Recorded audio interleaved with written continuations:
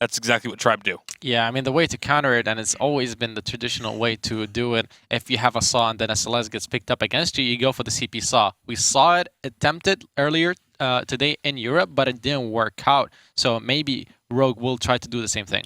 Yeah, it didn't get the win, but it did work out pretty well. It was doing pretty well during the game. It just ultimately was not quite able to have enough going on for it. But coming into this one, I would not be surprised if it does end up going towards that CP Saw. It's something that I think Rogue, I know the individual players are perfectly fine with playing the CP Saw. Like, they've done it before, not in the competitive this season, but in the past, Hammy has definitely played that CP Saw quite a bit. With the Arden pickup, Tribe do secure a top-tier roamer after banning Lyra. The Alpha, though, that's my question here. What is Tribe gonna play as a weapon-powered jungler with this Celeste? What are they gonna combine with her? Because with the Alpha also going over to Rogue, that's a very strong jungler that can play aggressive.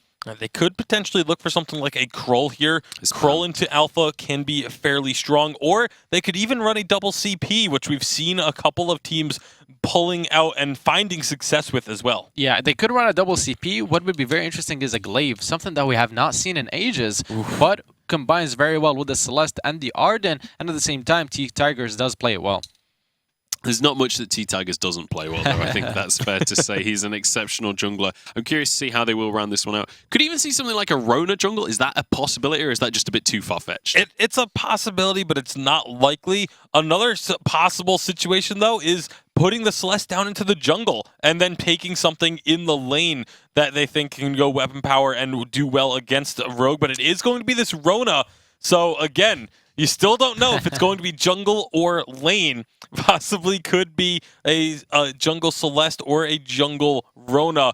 I don't know which one they're going to pull out, but they're looking towards the late game, that's for sure. Yeah, it's very possible, but without having the Celeste lane, you don't have the best wave clear against that Saw who's going to be trying to push down those turrets. Munchables is our new analyst with the prediction for that Rona pick. I mean, I don't want to self-proclaim myself as a prophet or anything, but no, seriously though, looking towards this game, definitely looking towards the late game for this Rona, for this Celeste, that surely means that the opponents have to play incredibly aggressive here. Yeah, and that's what the Saw is all about, is pushing in aggressively early. And they could potentially even end this game before the members of Tribe are able to get farmed up, because with both the Rona and Celeste, they're both extremely gold dependent as well as level dependent. So they want to try and get a very late farm, and Saw can just prevent you from getting to a late game. Yeah, at the same time, I would say the Saw and the Grace are also very item dependent with that Echo being picked up on the Grace. So they need to get a couple of turrets early on, snowball the early game, snowball the mid game, so that they're able to just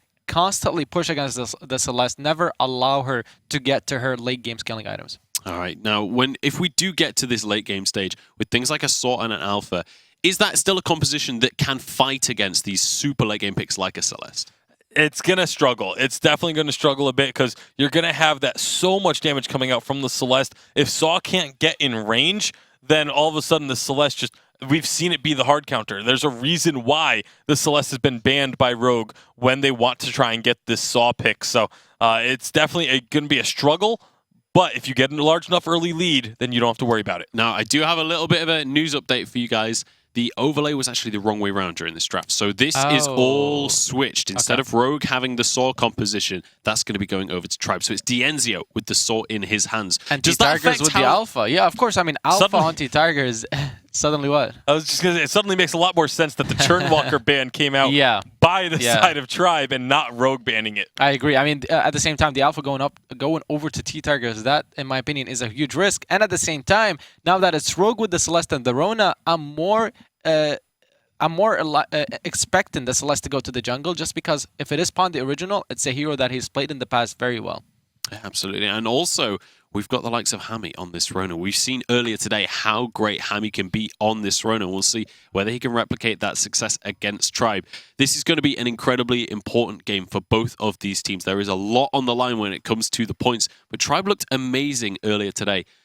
We're going into the finals, boys. This is an incredibly exciting one. I'm going to ask you for predictions coming into the series. How are we feeling so far? Rogue has just looked so clean in their gameplay. With the exception of Game 1 against Tempo Storm, I think they refocus and they get themselves back on track and take the series 2-1.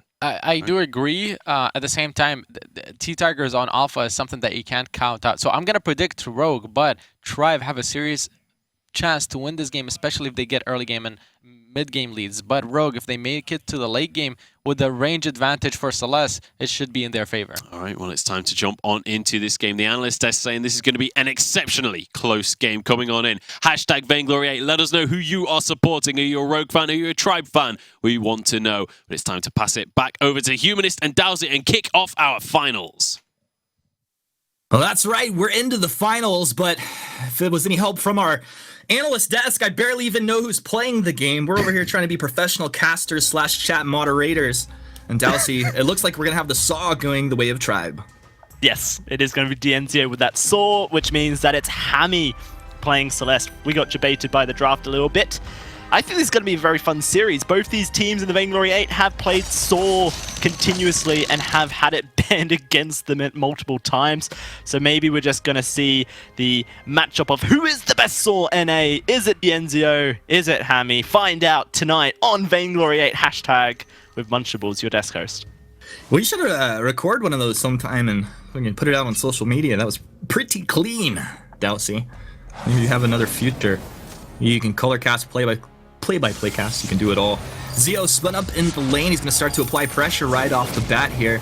And as you said, we're going to start to see a lot of Saw here. As far as who's the best, I don't know. It feels like Hammy's got a higher win percentage, while Zio just kind of has the flashier plays.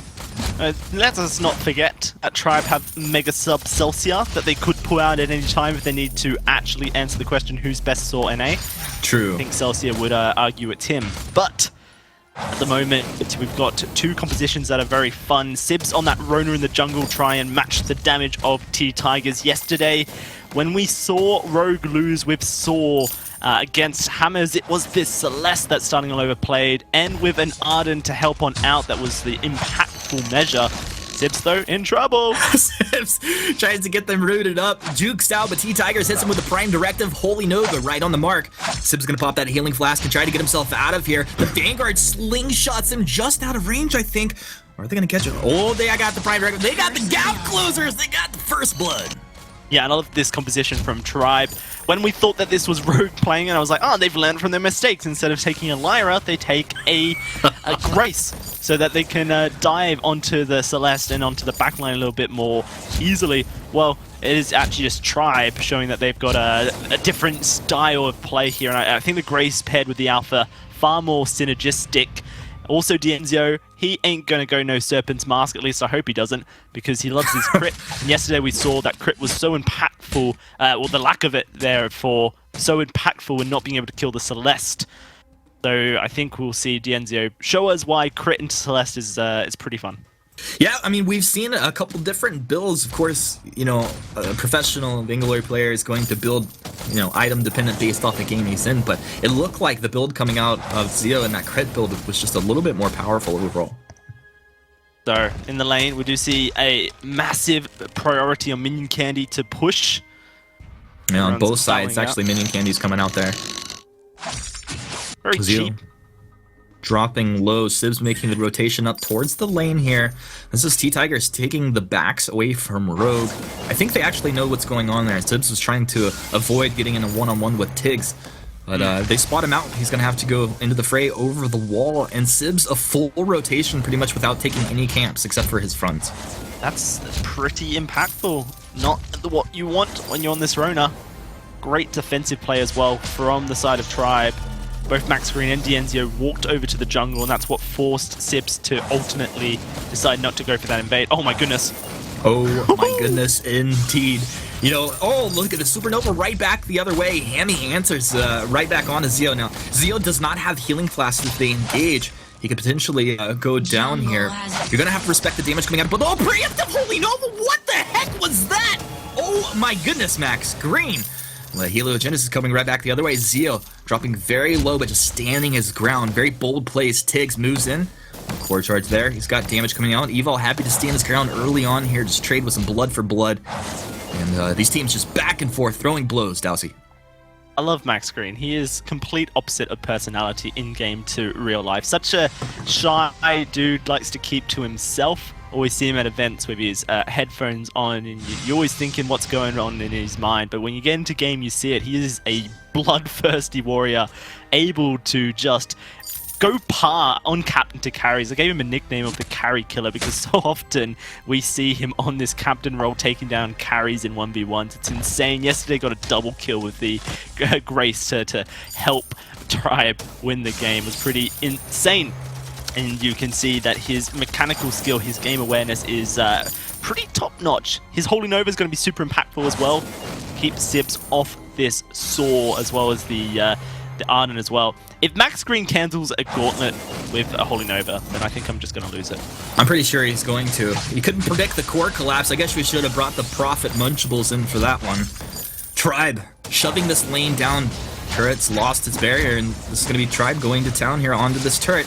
Prime directive over the top side. Hammy taking a bit of damage while Zio just hammers way onto the turret. This is the Termination Protocol popped off there. Nice Holy Nova letting a bit of damage to come out, but before he can reboot, this is Tiggs down, traded for Sibs 1 for 1. And Tribe will find himself up 2-1, and a little extra gold in their pocket after that turret take. 2,000 gold. It's nice little way to go. 1/3 of a tier 3 item for themselves. Dienzio picking up a reflex block and starting to go towards that crit that we talked about on that Saw. Reflex block is so important because of the fact that Hammy's core collapse can shut him down.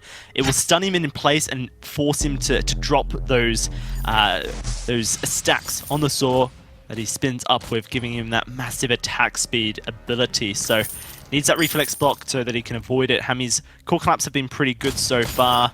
T-Tigers did sacrifice himself, but he sacrificed himself for the ultimate good. Saw push turret was succeeded in a fairly decent time. Now Tribe are just rotating around the jungle, trying to force Sibs to lose out on gold income. Remember how quickly we see Saw take a gold miner as well, though there is a minion candy on it. Means it will go down a little bit slower than usual. Is still going down very quickly. Maybe Hammy goes for the Miracle Steel. Core Collapse comes through. Solar Storm even, but Solar Storm, unlike a Kestrel ultimate, not really impactful on the gold miners. Cheeky little prime directive from the pit there. Big's hitting that, but having some fun on this alpha. And we'd expect him to be getting into the back lines and very effective, as you said, kind of sacrificing himself so Saw could push. But that's always a really interesting case, like strategically, when a team does make that shot call, because they're weighing so many things in their head. They're like, okay, we're trading this kill right here for this objective, and I'd expect Tribe to be able to do it pretty well. Yeah, it was the TSM versus Cloud9 story. It was for objective, and TSM ultimately winning it out. Crystal Sentry. Who's that? Sentry TSM going who? down. Pardon? Just kidding. In week 3, not a lot of TSM here. That's very true. They are currently battling out against Tempo Storm in that 3rd place decider. Obviously, get a win for themselves and try and keep the point gap pretty close. Just a bit of a in-look of tomorrow. Tomorrow being next week, of course, because time works differently here in England. What is going on? Tempo Storm? No, not Tempo Storm. Rogue goes up against Cloud9. Round 1. That's going to be an amazing matchup with North America. TSM is going to face, potentially, Tribe in the semifinals again. There's a lot of things still going on for that World's race. So it's not all over, but right now, Rogue, if they can take this week 3 or split 2, they're going to start to build up that point lead that they so desperately want if they want to get #1 seed, give themselves a chance of getting that autumn placement into Worlds. TSM are kind of starting to fall behind. It's not what you expect, really, especially a final of this. Tribe versus Rogue in North America. We've just had a domination of TSM, Cloud9, and even Hammers for such a long time that it's so nice to see fresh faces fighting it out for that top spot. For my personal sanity, I've given up all expectations, Dowsy. So that's what's going on there. You know, as we look at Sibs on this Rona, and we've been seeing T-Tigers rotate through, just take his jungle time and time again. T-Tigers 52 last hits to the 28 of Sibs, plus a massive level advantage. And you can see it playing out here. Tiggs just so far ahead, he can jump in onto all 3. He has that Termination Protocol ready to go if he finds himself in danger. Zio moving forward, big damage. He trades the crit for Helio there. But Zio not coming out on top. In fact, Hammy feeling very good. A nice Solar Storm. Look at the aim on that Hammy. Man, one of the best players here in Week 3. Now, Red Mist coming out. No termination protocol. T-Tigers, you made a mistake. And my question has been answered. How is Sibs going to find his way back into this game while Tiggs is just going to throw one over to him right there? Yeah, no, that was pretty mismatched plays coming out of Tribe. They just split on all fronts. Their coordination wasn't quite there. They could have looked to group up as a 3 and really put the pressure onto Hammy, but T-Tigers wanted to continue his farming domination over Sibs, and they paid for it. Rogue now with the ability to push this turret down. They're respecting Dienzio, though, not pushing up too far. Is going to just sit on half health. Looking at T-Tiger's build, usually we see Dragon's Eye as second item on Alpha, and usually I would say that is the optimal build, but I actually kind of like what I see from T-Tigers. When you go Broken Myth second on a burst type hero, you're saying, I really just want to burst someone. 100-0, burst them down, good night, goodbye. And if T-Tigers can do that to Hammy, then that Broken Myth has paid for itself. It will allow Tribe to take the Kestrel, Celeste even, off the map as quickly as possible. So I kind of really like the second item on T-Tigers in this scenario. But like you were mentioning, Sibs has fallen behind, and this is actually pretty hurtful towards Rogue. Despite the fact that they got that kill earlier, he really needs to get that breaking point. It is the breaking point of a Rona build. And without it, Sibs isn't going to have enough ramp-up damage over fights to be a threat. It's all going to rely on Hammy. I mean, this is a 2-level advantage. It was just 3 levels Tiggs over Sibs right now, so it's experience, it's farm. But it just feels like such a tough matchup for the Slaw into the Celeste. I mean, we know this is the reason that it was drafted up, and we know that Hammy is great on this pick, as Zio is on the Saw, but it just feels like it's so much harder to execute on Tribe's composition. How are they actually going to get Saw into position without getting blown up? It's about getting Max Green and T-Tigers into position, like this. He's into position right there. Core Collapse comes down. Gauntlet from Evol. Zio, he spun up, and Sibs is spinning right into the dirt. T-Tiger is trapped right in between those gauntlets. I didn't even see the Echo come out there. Now, the turret aggro's onto T-Tigers. That's going to help Rogue put him down. It's traded 1-for-1, but the turret also goes the way of Tribe. Max, nice Holy Novus. This is the Suppressing Fire coming out. Zio, bold move. You want to stay around here. Low health. Oh, that crit! A bold move, okay, I get it. Well played, sir. Yeah, that was pretty much an overstep of magnitude from Hammy. Kind of forgot that Saw was a thing. And there's that crit just eating through the health bar. This is why I was so upset with the Serpent's Mask build that came out of Hammy yesterday when he played Saw into the Celeste, is because with crit you eat up through her.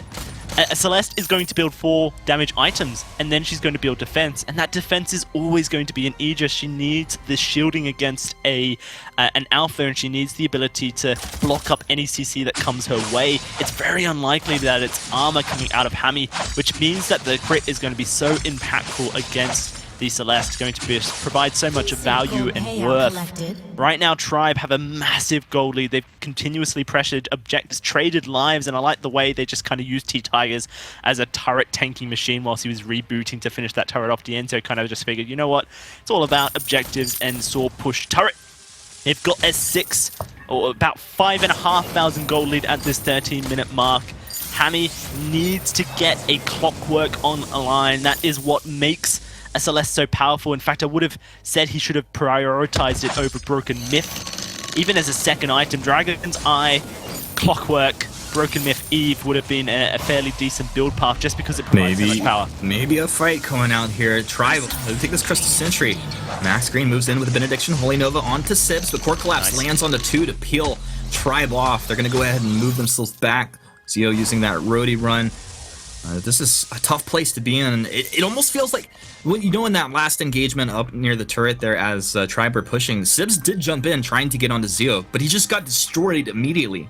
But if Sibs isn't able to get in, like, what's he do? He needs to build defensive, he needs to have a breaking point, he needs to have all the items in the world, but because he's Rona in the jungle, his gold income is limited. So he relies on Hammy's damage output so that he can kind of just spin to win, build up the stacks.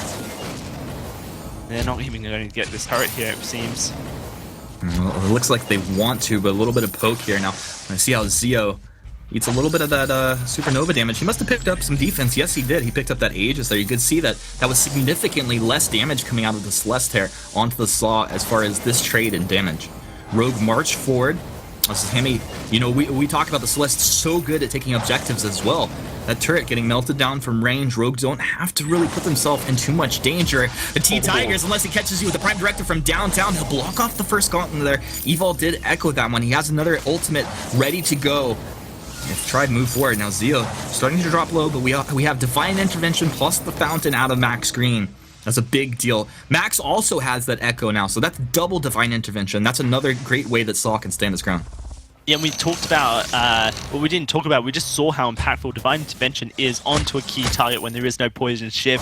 Rona does have Mortal Wounds built into her Foe Splitter, but Sibs needs to be able to get on into that backline, onto the Saw to apply that Mortal Wounds. It's not as consistent as a Poison Shiv is. Breaking Point is finally completed, as well as a Clockwork. Massive, massive power spike for the Rogue squad now. This is when they can feel slightly more comfortable taking team fights. Echo's not up for another 70 seconds, and Tribe, they know they take this Kraken very quickly. They want Rogue to come to them, start up a team fight. Max Green is not close to the fight either. Can they get it? Solar Storm through. Oh, it's secured by T-Tigers. Max Green jumps in. Little Benedict there. And Rogue, that was nearly a steal there. They'll all recall back. They're going to grab some fresh infusions, so they're ready to go here. Well, actually, everybody except for Hemi. Hemi overestimated the damage that a Solar Storm does. I already said Solar Storm doesn't really do much damage to Goldmine or Kraken. You would have been far better to try and lay down a double Helogenesis. With the Clockwork, it's a second cooldown. He probably would have been able to get a Supernova off in that period of time.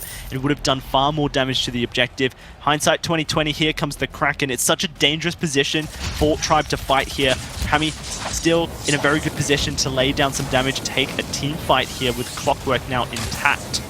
Nice positioning from Zeal, who used the boots to get onto Hami there, forcing Hami back. The turret is down. Saw push turret, Kraken push turret. Zeal gets low, Graze heal Saw. As this Tribe moving forward, Gauntlet's down. A nice Prime Directive into the backside. T-Tigers dropping low. He's onto Hemi. Ooh, that Termination Protocol, 900 damage I think is it connected, but the regeneration, the sustain from Rogue, they're in fighting shape and they're feeling good. Max blocks off the court collapse. He'll move out, running away in fear with Saw. As Rogue take down this Kraken, this last turret will just be on about 40% health or so, and this is a dangerous situation for Rogue. Alpha go in, Alpha go dead, Tribe go goodbye, but they eliminate the Crystal Sentry and they get themselves one of those Vein Crystal turrets, getting closer and closer to finding a victory here over Rogue, point leader in North America, trying to bridge that point gap between them and Rogue.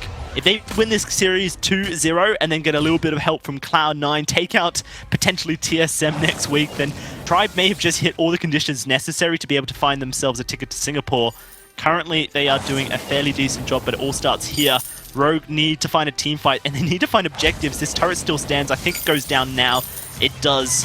Finally falls to allow for a bit of gold, so Sibs can get some shielding on board so he can tank up a bit of this T-Tiger's damage. This is this moment, I think, that Rogue start turning the fights around. They have gauntlets up, 2 of them with the Echo. A team fight that's kind of on their terms rather than on the terms of Tribe with the Kraken pushing in. They lose this next team fight, it's very clearly game here, Humanist, but I think they have all the ingredients necessary to make a Rogue win. They have all of the ingredients, but can they put them all together and make it all happen? Bake that beautiful cake that Rogue wants here in Game 1 of the finals. I mean, this is an amazing matchup. We're seeing it play out down in net worth, but even in kills here, and still have a chance. Rogue have all of the tools necessary. Tribe continue to move forward. Max Green throwing flares, moving his vision line forward. A lot of it's been cleared out, actually. He doesn't even have room to be applying scout traps most of the time. He just has to carry flares around. Fair enough as well. You know, the flare game, very important for both these captains. This is it. Kraken started up, melting away once more. Solar Storm. You called it. That's going to be the War Treads into a blind gauntlet, but he's got another. We're going to see the second gauntlet come down. No, Evil! We called you a god one too many times. It's gone to his head. This is going to be the Kraken taken by Tribe. Now Zio, he's spun up. He's got boots up in 8 seconds. We'll see how it plays out. If this is not contested, Rogue have the damage to take this Kraken down. I don't know. Okay, finally, Tribe will finally start to collapse in around here and force Rogue back. They're going to kite backwards. Core collapse down onto Max Green. T-Tigers onto Hammy. The red mist starting to come out. Sibs trying to do something. Having his first impact of the game. T-Tigers termination protocol popped off. Sibs moving backwards. This is just the kite game right now. They want to get damage down onto Tribe. Another deep prime directive. Sibs spins again. 1100 heal coming out on the divine intervention. Oh, no. But look at that damage as Hammy gets exploded. Hammy had the damage himself, but Zio Saw moves in. If you have 1 health, you have enough to be putting Rogue down. Tribe have done it 20 minutes in, making Saw work one more time. A beautiful execution. This is going to be game 1 going to Tribe. Yeah, that's going to be 1-0 to Tribe in the standings, but more importantly 1-0 on the Greatest Saw NA battle we have going on in here in the finals. What's more important, Humanist? A ticket to Worlds or being able to say you're the best Saw NA? I think I know what is more important, and obviously exceptions would agree it is Saw.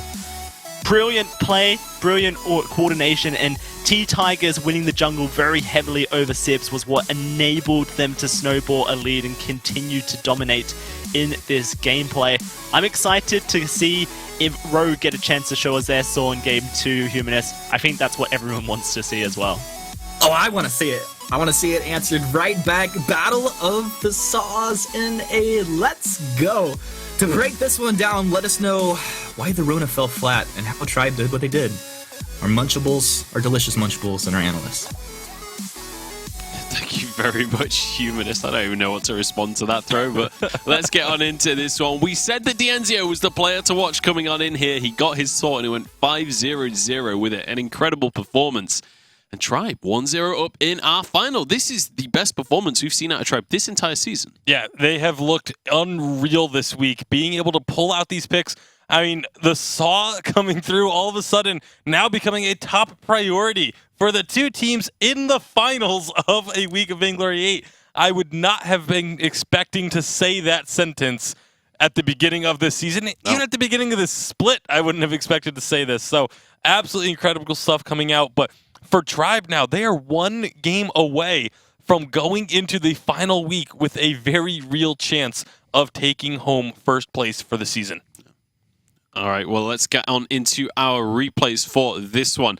Let's start off with a Tribe replay, kicking things off towards the start of the game. Incredible first blood. Incredible first blood. I mean, this is how it started off because Alpha T-Tigers was playing really aggressive, and we talked about how we should never count out T-Tigers, especially if he has the Alpha. He played so aggressive, and Tribe in general played so aggressive throughout that early game. They managed to get a 5k gold lead by 8 minutes. They took turrets down, they took gold miners down, stole a lot of jungle camps as we could see, and that's how they played their win condition. It was their win condition, and they played it very well. Yeah, absolutely. Honestly, with this Rona pick that we've seen sliding on into the meta, it feels like theoretically it's an incredible pick, but we've not really seen it being that successful across the course of specifically today. I'm curious to see whether we continue to see it picked in this series. Let's take a look at the next replay of Rogue managing to defend the push from Tribe. Yeah, this was initially that looked like Tribe was going to get a lot of work done off of this push because they had so many things going for them, but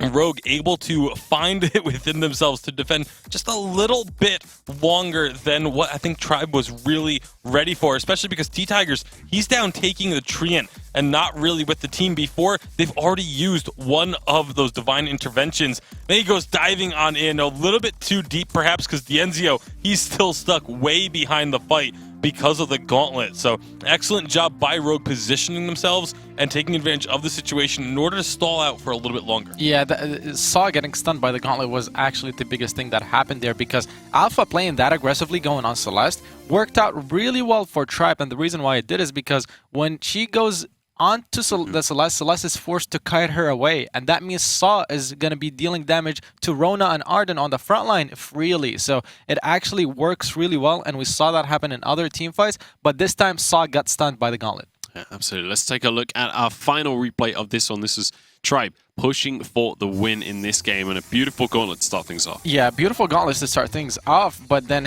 the Tribe managed to cut away from those gauntlets. They had taken the Kraken. This is going to be a slow one, guys, so they get the Kraken, they go back to take the region T-Tigers. He needs that healing, so they push it slowly. They know the Kraken is still very healthy. It's 2.9, so it has a lot of health. So they take their time with it. Then they move back up. Saw slowly getting his stacks back as Alpha and Nova or Grace is trying to approach, but then Alpha goes in with the Prime Directive, and that's what I'm saying. Alpha goes in, Celeste has to kite her away, Saw dishing out damage freely without anyone paying attention to him, and then once the reboot comes back, she can do that again, and the Grace ultimate this time comes back in again. So a lot of survivability on the front line with a lot of damage on the back line, but also because Alpha, not only she's tanky, she does a lot of damage. Celeste has to respect her and kite her away and focus her if she dives on her. Also keep in mind with how long that fight lasted, every time Alpha goes in, it's getting one of those stacks on the core overload, which increases the damage Alpha does.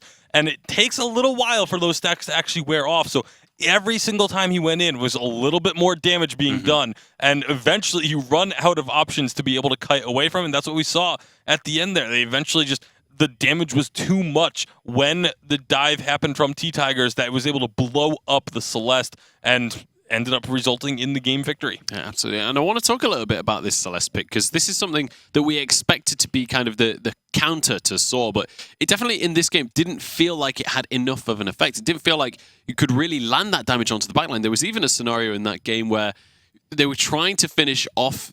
Hami was trying to push forward with the Celeste, and D'Enzio actually just straight 1v1'd it. Yeah, that was a mistake of getting a little bit too close to the Saw. Obviously, if you're in his range, you're going to lose that one because your advantage is your range being longer. Regardless of that, we're going to go into a draft right away since it's kicking off very fast. Celeste ban first, Ryan ban, Saw pick this time around for Rogue. Tribe letting that one go through and taking the Alpha once again for themselves. So you're maybe going to try a similar tactic, but I don't know if that hit and run type of style is necessarily going to be working that well against the Saw. But like we said at the start of this one, if anyone knows how to play against the Saw, it's going to be a team that runs the Saw. So Tribe, you have to assume they have something in mind for it, because you can't go against Rogue and not predict a Saw first pick. The Alpha coming in for T-Tigers. Another time they're trying to prioritize on giving him his stronger jungle matchup, and that's a great focus for Tribe, just because if you do that and you give it to T-Tigers, he's going to be able to abuse that. He's going to be able to get an advantage like he did last game, and how he can translate that advantage then becomes easier because you do have the advantage. I want to bring up a concept here, and just shoot me down if I'm completely wrong. Could Tribe pick up something like a Scarf to go into this Saw? Because that's something that D'Enzio is exceptionally good at, and also kind of fulfills a similar role to Celeste. In my opinion, it fills the exact same role. Actually works a little bit better because you can put down the spit or the goops right underneath him when he's stacking. But they do go for the Rona instead, and this time they're going... So I talked about it earlier in the day. You can either choose a longer range composition to counter the Saw, or you can choose a dive composition to counter the Saw. Tribe, unlike Rogue, going to be going for the dive composition. Yeah, going to be looking to just try and get on top of Saw all the time. Force him to use that roadie run, because it's likely to be a weapon power Saw. So if you force him to use the roadie run, that resets his stacks of spin up, and all of a sudden drastically decreases the damage that can come out. So now Rogue may have to consider the idea of going for a Crystal Saw, but it looks like that may not happen, because Black Feather coming through, although it could with Pawn the Original. Pawn the Original is in the jungle for them this game. They have made that change, so it's going to be definitely intriguing to see who ends up with what. The Grace pick up last for Tribe instead of something like a Catherine or even a Lyra, who was still open. I think they could have done better with the Lyra, the sustain, and the portals to get right on top of him. Regardless, Max Green has been performing exceptionally on this Grace. He goes for an Echo and then gets a Shatter Glass on top of it later on, so his heals are a lot more significant and a lot more impactful. Very interesting compositions. Absolutely. And that Grace heal as well can be incredibly effective against the likes of something like a Saw. That 30% damage reduction while you're using that Divine Intervention could be the difference between your carry surviving and going down. Yeah, not to mention his Holy Novas have been on point these past couple of days, so expect big plays out of Max Green. You're going to have to keep your eyes on where this Grace is at all times during this fight. And, you know, it can be very easy to kind of lose track of where the Grace is when you're trying to focus on where the Alpha is, as well as something like a Rona. All right, well, we've got a very aggressive composition coming out from Tribe. They're looking like they want to really end this series Do we think that's going to be enough to take out this Saw from Hammy? Because Hammy played a blinder on Saw in the semifinals. He really did, but the Rona and the Alpha are going to be so strong at diving on him. You just want to get on top of him and spin. However, Hammy does go for a Solar Blade Serpent's Mask, and that sustain could help him survive. We'll see if he can survive these fights. It's time to jump on into this one. Hashtag Vainglory8 on Twitter. Let us know whether you want Rogue to come back into the series or if you think Tribe can 2-0 this one. It's time to pass it back over to Humanist and Dowsy and get into game number 2. Well, that's right. Game 2 in your Week 3 finals between Rogue and Tribe. Tribe up 1 game in this series. I love Munchables. And Dowsy, do you think Rogue can make the Saw win? I mean, I think that they will be desperately wanting to do so here. They don't want to lose this finals week 2-0 to Tribe and kind of lose their opportunity to build a point lead over their North American opponents. Kind of would hurt their ability to secure a chance at Worlds. Do see a Crystal Power Black Feather coming out for Pon the Original here, which will provide a bit of poke, try and chunk down, but I don't really think that that Rogue are ever going to get the opportunity to poke with this composition, unless of course they hold T-Tigers and DNZO at bay. This is a super aggressive composition from Tribe. They want to dive this Saw as hard as possible. And, you know, maybe call me crazy here, Humanist. You're crazy. Perhaps watching a little bit too much of East Asia, but this would be the game, if any, that you would pull out the Aftershock Black Feather. It's super popular in East Asia. They love to build it due to the fact that Aftershock is a super strong item. The max health damage means that you chunking down these tanky targets in 2.9. Considering the lineup that Tribe has, Aftershock Dragon's Eye could be a build path Pon the Original considers if he's been watching a bit of East Asia as well. Yeah, I'm not totally against that at all. I think you can make it work here. As I'm looking at this matchup, ooh, that Impale almost catching Zio. He definitely, it feels like he would have died there. He's going to go ahead and very quickly try to recall and get back out into the lane. But it's just the way it's going to play out. You say they're going to dive onto Hammy's Saw. Of course they are, but what does Hammy do at that point? I mean, does he stand his ground? We'll talk about that in a second. T-Tigers, he's on to Pon the Original. Pon juking around through the jungle here. On point lands. Give him a little bit of that barrier there. Faint of Heart. Give him that movement speed. Tiggs trying to prime directive his way out of here, but Rogue have collapsed upon you. Uh-oh, Evil missing the Githian wall. This is one of the poorest performances we've seen out of Evil in the recent weeks. I mean, just a simple thing there, but he's just missing some skill shots in the last game in this one. First blood goes the way of Rogue. Tribe applying a little bit of pressure up in the lane, but looks like Hammy is going to be just fine.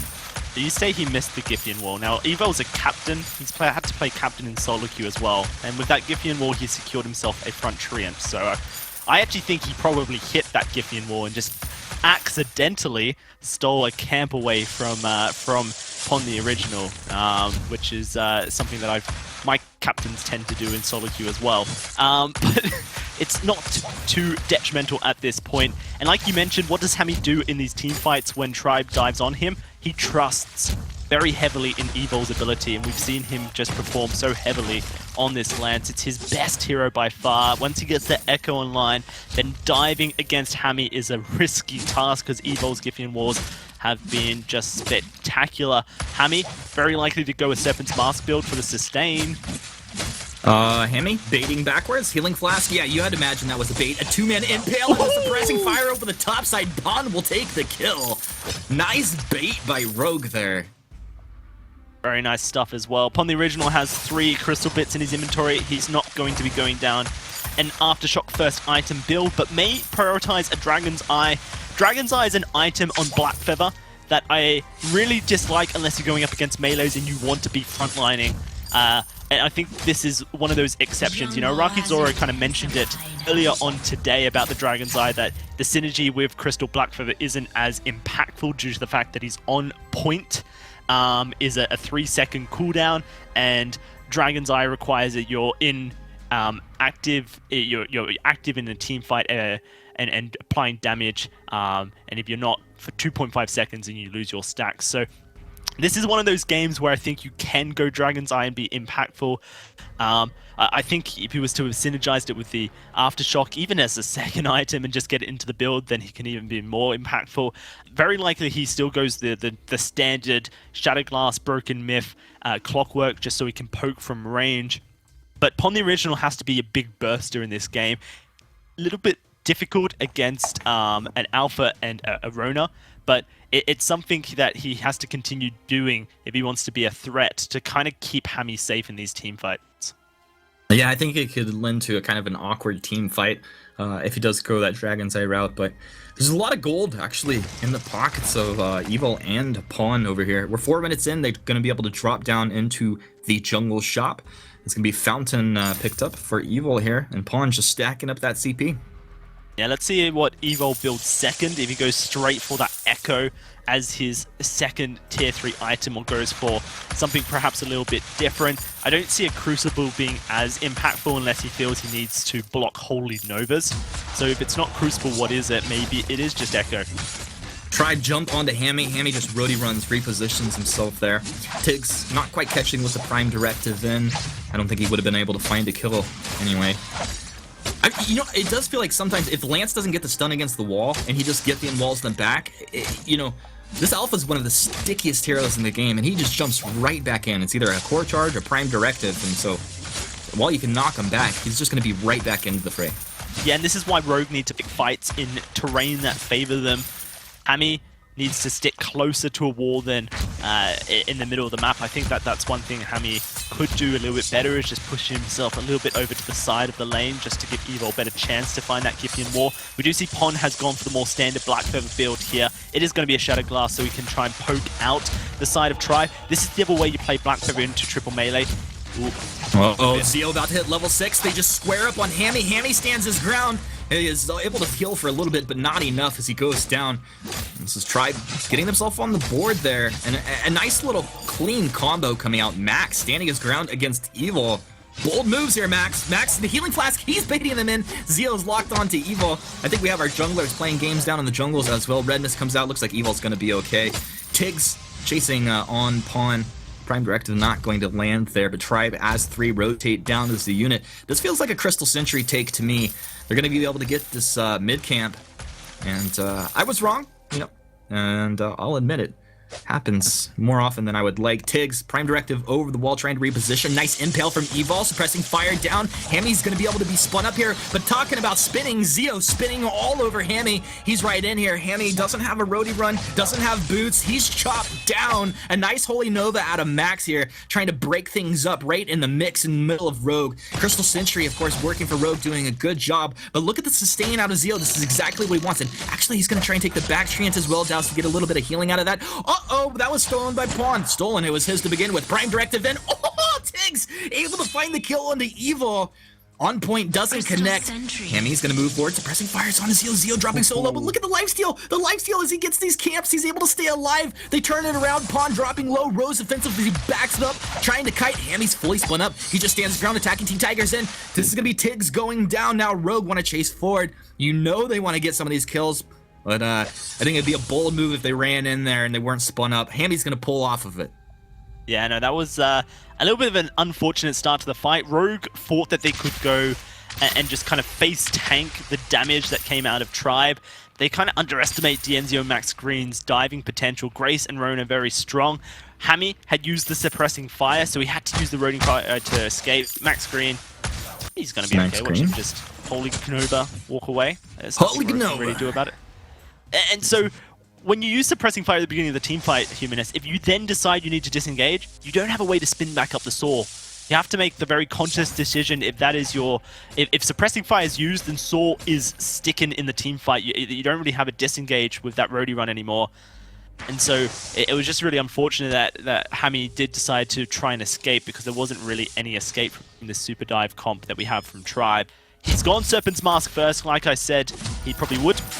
Pon just dance around in the jungle. Little dance happening here, but it takes 6 to tango, Dowsey. That's a lie. Pon dropping down, looking for an on point. See if Hammy can keep the spin up here. He's about 40% on the spin up. He's going to reposition with the rodeo and realize he's gone too far. Who's over the wall? It's Zio over the wall into the red mist. He's just spinning away on Hammy, but Hammy stands his ground with the spin up. He's got the lifesteal. Who's going to find who? It's traded. Zio's down. Hammy's down as well. Carry's taken out here. Tiggs still has that ultimate available and ready to go. Both teams burned their fountain through their initial engagement. Tiggs just slapping upon the big damage coming out here. You can see the aftershock doing a lot of work here for the Alpha. Yeah, and it will continue to do so. Alpha, of course, very strong on this update, received buffs as well as aftershock being buffed as well. Evil has finished that tier 3 item of an Echo, second as well. That's very nice for Hammy. Going to have a bit more peeling potential. Hammy desperately trying to get into a second tier 3 damage item for himself. He goes Serpent's Mask for the sustain, which I think is okay if upon the original is a decent enough damage threat. He just isn't quite there yet on this CP Black Feather. Needs to get that Broken Myth online before he really is starting to chunk out numbers.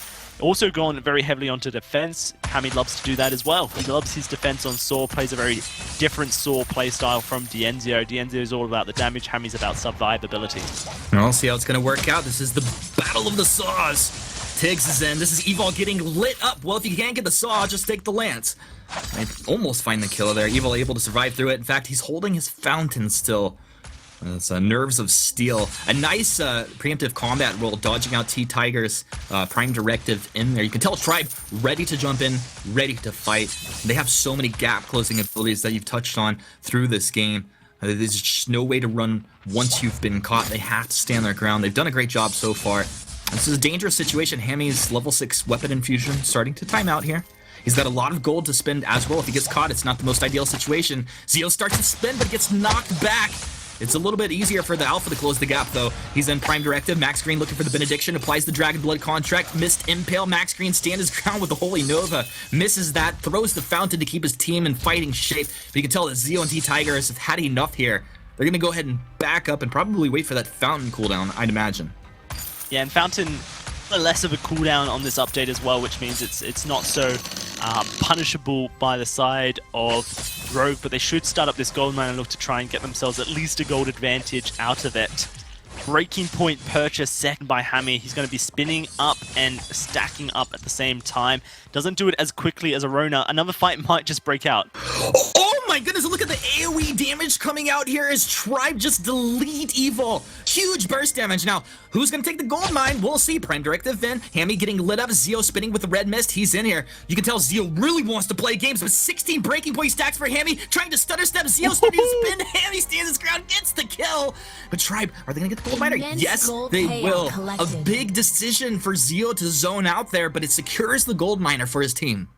Yeah, ultimately worthwhile for Zio. Yes, he gives Hammy a kill, but gold miner, that's 1,200 gold goes over to the side of Tribe, and now they're in the gold lead. And Evil didn't expect to be bursted down so quickly. Would have Fountain if he had thought that was going to be a death for him. Another great engage coming out of Tribe, and they're making things work here. Max Green's Dragon Blood contract, he mentioned it in the previous team fight, is just an extra bit of burst damage that goes onto Hammy. Nice little bit of utility on the Grace, and makes a lot of sense when you have melee carries who can get on in there and proc that burst damage from the Dragon Blood contract. Oh, I believe it also slows the... What is it? It's like a 30% slow too? Yeah, it's super useful utility, and Tribe have been making it work consistently. But you see Rogue trying to execute their playstyle here, and they almost did it perfectly in the previous team fight when Tribe tried to engage in the lane. Upon the original, just pokes on this Black Feather. I like poke the original myself, Dowsy. Zio is in with Into the Fray, starts to spin, but doesn't stay on target. But guess who can? This is T-Tigers on the Alpha. He gets slapped back by Evil on the gifting wall. You can tell Tribe repositioning himself, thinking twice about it. Hammy's not spun up. Zio ready to get in there. T-Tigers, he's in, he's out. Prime Directive's in. You want to get off that turret? Doesn't pop the Termination Protocol, and it looks like Tiggs has made a mistake. Suddenly, Rogue have a serious advantage here as they're in a 3 versus 2 situation. This is 15 more seconds before we're going to see Tiggs respawning. And Dowsy, what did Rogue take off the map? I think they push turret here. That's what Sword does, right? It doesn't look like they want to do so. So a sentry is really the only thing they can take off the map unless a half full gold miner is something they fancy, and it isn't. So Rogue are going to get nothing for their troubles here, and that's really the worst case scenario. We now have an Echo finish for Max Green, so double Divine Interventions will come through. And unless Hammy builds a Poison Shiv, and I wouldn't recommend it considering he already has a Vampirism item, those items no longer stack that passive. There won't be any Mortal Wounds available. The N0T Tiger is going to get some massive healing, as always, from this Grace. That's kind of just been a staple pick this weekend. Rogue are at risk, very much so, of losing this game unless Pon the Original can find some more damage. Has that Heavy Prism in his inventory. That might mean he goes towards a second Shatterglass, really just to try and make his on-points even more impactful. This game is absolutely nuts, and I'm so excited to be here casting this right now. What an incredibly even matchup. You look at the overall net worth, both teams just almost dead even, the same 6-5 in favor of Rogue. We're 14 minutes in. The next team to take a big team fight here is most likely going to be capturing up this Kraken, which is going to be spawning in about 30 seconds or so. Are Rogue going to probably try to secure a gold miner before that Kraken spawns out here? I don't know, actually, with Tribe shoving out the lane, they probably don't. They start to make the rotation up. Evo will be the front line for his team. A nice movement by Tribe. Yeah, really nice stuff by Tribe, because it forces Rogue away from the gold mine. It's only 15 seconds. Tribe won't start it up. It's not worth their time, and Rogue won't get a shot at forcing the fight. And that's where Rogue want to start a fight, when they have a Lance with an Echo. Everyone full health, all actives available. That is the prime opportunity for Evo to really make some big plays. And so by Tribe forcing the lane, it didn't allow for Rogue to even start up that gold miner, at risk of giving up an objective to the Tribe squad here.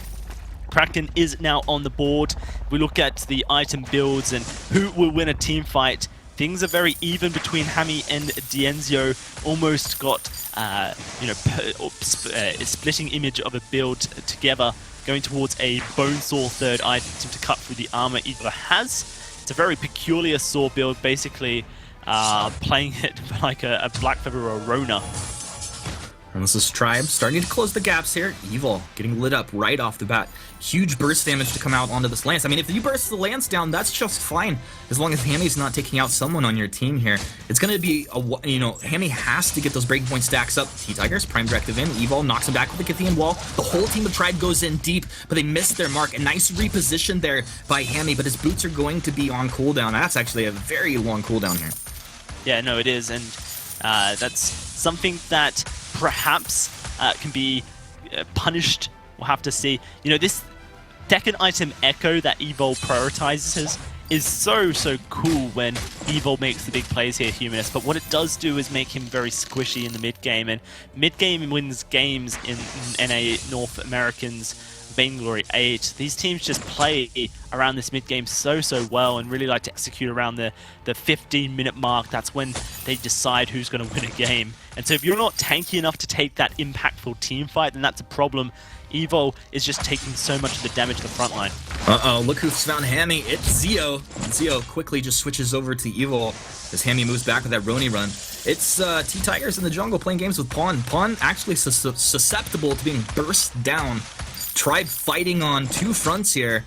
And this is going to be Evil dropping down. Max misses the Holy Nova. Nice stun from Evil with the Githian wall there. He's dropping low, though. And a big Prime Directive plus Core Charge comes in from T-Tigers. He's dropping low. Is he going to throw out the Termination Protocol? He has to throw it, because the Crystal Sentry would have popped him into Infinite Reboot anyways. So at least he's able to reposition himself really quickly. But that's actually...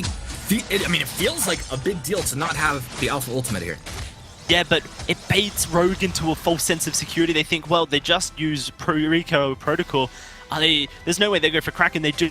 Rogue are going to check it. It's a fight over the Kraken here. The zoning Holy Nova. Max dropping low. Pawn tried to find the kill, but wasn't able to execute him. Zio is with Hammy. Hammy intercepting on the backside. Evil. He's got Zio rooted, but Zio starts to spin up. Red mist. He's found Hammy. Oh, no. The Kraken's still playing games. Pawn's down. Rogue have lost 2. And Tribers just switched right back over to the Kraken. They're going to be able to unleash the Kraken.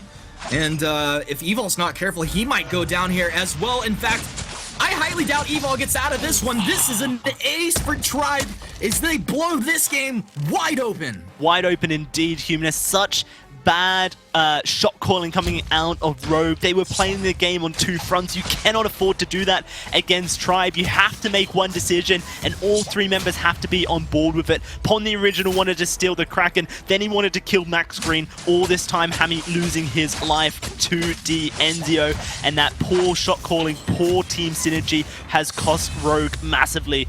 Kraken is now pushing down the lane. Tribe will want to look for another team fight around it if possible. Perhaps even dive this turret. They have to be careful of Evo. T-Tigers has his ultimate. He's jumping right in. Does not care at all. Zio forcing Hammy back. This is actually the Termination Protocol popping the turret here. Zio forcing Hammy back. They're going to lose T-Tigers because Pawn able to get the execute on the backside. Max Green, self-defined intervention. Zio begins to spend second defined intervention, comes through, keeping him alive. Hammy repositions with the roadie run, but he will get dumped down. Max Green, the hero killer. Carry killer? I don't know, Dowsey, you tell me how it plays out. Nice He's the carry killer. Max able to get in there. The carry killer, Max Green. Oh my goodness. But a double stun out of Evil. Max Green drops the turret aggro. He'll still alive, but Evil gets one of his own. That'll be the ace for Rogue as successful defense, but they are just living with a sliver of life. Well, this is the Kraken, and Evil can't take it down by himself. 10 seconds remaining on its saw. Another Vein Crystal turret with 4, and Tribe have cracked open the base here. What an impactful push coming out of Tribe. No turrets taken. 5 turrets taken. Just like that, in a snap of a finger, Tribe have blown this game wide open. And like we mentioned, those mid-game team fights in North America just so impactful, decides the winner so often. And Rogue, poor communication, poor direction in team fights has let them down.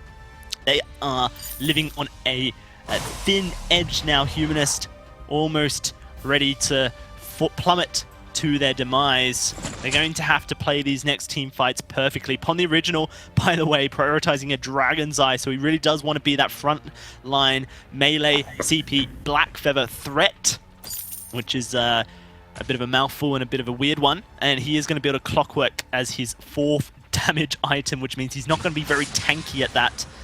So he has to be very careful about how he plays. This next team fight could be a win. Yeah, this is Tribe looking to close the gap. They got the Atlas Pauldron off right on the bat now. Hammy throws down Suppressing Fire. He's going to be spun up, ready to go, but T-Tiger's locked onto Hammy, and he has 2 lives. Wow. But he doesn't pop the Termination Protocol. Hammy just stutters stepping Tribe down, making the plays. He stands his ground. Zio gets the Divine Intervention heal. He jumps in, but peeled off right on the bat. Hammy, he's not spun up this time, but he jukes back to the other side. Zio gets another massive burst of healing. Evo will find the 2-man stun. Pawn over the top side. Pawn making the huge plays, maybe making the smart build with this item build here that you were talking about, Dowsey, as Rogue find a very important ace, and they now start up the Kraken themselves. Yeah, you say Pon making the plays, that was all Evo making the plays on this Lance. Giffian Wars impales just the tip, catching that Rona and stopping up. It was very impressive stuff from Evo, and Pon the original, of course, performing his role perfectly, following up this CC lock that Evo performed. Kraken has been taken. I don't like, just a small criticism, I don't like the fact that Rogue took that Kraken so quickly, because Hammy is a Saw. He's not going to really be able to waddle his way down to join this Kraken super quickly. Does have the journey boots now, so maybe tier 3 item can get him there just in time. Since they've taken that tier 2 turret, it is going to be the choke point turrets contesting. This team fight will be the win, you'd feel, for one of these teams now. If Rogue get the ace, they win the game. If Tribe get the ace, they win the game. This is it, Humanist. Oh my goodness, deep breaths here, Dowsey. This is about to be intense. Benediction in Prime Directive. T-Tigers, he wants Hammy. Hammy's pretty much spun up at this point. He turns around. Big damage coming out. T-Tigers into Termination Protocol. Zio, he's locked onto Hammy. Hammy spun up on the backside, trying to stutter step backwards. They've lost T-Tigers. Remember, Kraken still marching down to the choke point turret. Max Green almost falling. He'll self-divine intervention here. Zio right back into the fray on top of Evo. Evo, he's in combat roll over the wall. Hammy just trying to find a kill on the backside. He's in a dangerous place. Get the wall, buying a bit of time. An echo on that combat roll. Zio, another heal coming out. Zio begins to spin. Evo still alive. Hammy marching forward, trying to take down Max Green. He's got 8 seconds left on his boots here. Zio, he only has eyes for Evo. Evo only has eyes for getting Get the wall stuns. Another combat roll. Zio will find 1 kill. Now Zio spinning with the red mist. Hammy trying to repossession over the wall with a Roni run. Who is this guy? Hammy, one of the best Saw players in the world, making the plays. He turns away! 1 turret. Oh my goodness, it's on to the second one. Hammy stays alive, just juking through the whole jungle like a magician. Oh my goodness, have we got a game on our hands? We do. We have 2 Vein Crystals that are so close to being exposed. This tier second last turret didn't quite get cracked open. What do Tribe do? 20 seconds on Evil, almost performing the greatest escape of Vainglory history. Wasn't quite able to get away with his life, but he saved the game. He delayed the game, and now we get another team fight to dictate who wins here. Upon the original, is he caught? I don't think he is. 2 war treads back to back. They have 2 war treads on this team. A nice strategy move here. They're gonna go straight for the Vein Crystal. T-Tigers from downtown. Prime directive. He's on the Vein Crystal. Zio starts to spin. 1 stun comes out. Can they find the damage? Hammy trying to find the damage. He doesn't have enough. Tribe, they have done it unbelievable right in front of Rogue's face. They come right through the front door. Yeah, that was impressive stuff from Tribe, knowing that Evil would not be there to stop them walking in the base, and that Evil would spawn just as they get to the Vein Crystal. They figure, we're tanky enough to take this Vein Crystal down. We got eyes for the win, and Tribe, they pull it out of the bag. A Magician trick here, a 2-0 over Rogue. TSM fans with bated breath held going to sigh a breath of relief that the point gap isn't too far. North America is still wide open. Oh my goodness. I can't even begin to explain how amazing this game, this series was. A couple guys that are very good at doing so. Munchables, Iraqi, and Tasty Bacon. Very much Humanist and Dowsy. Excellent job casting that game, because that was one heck of a game to have to cast.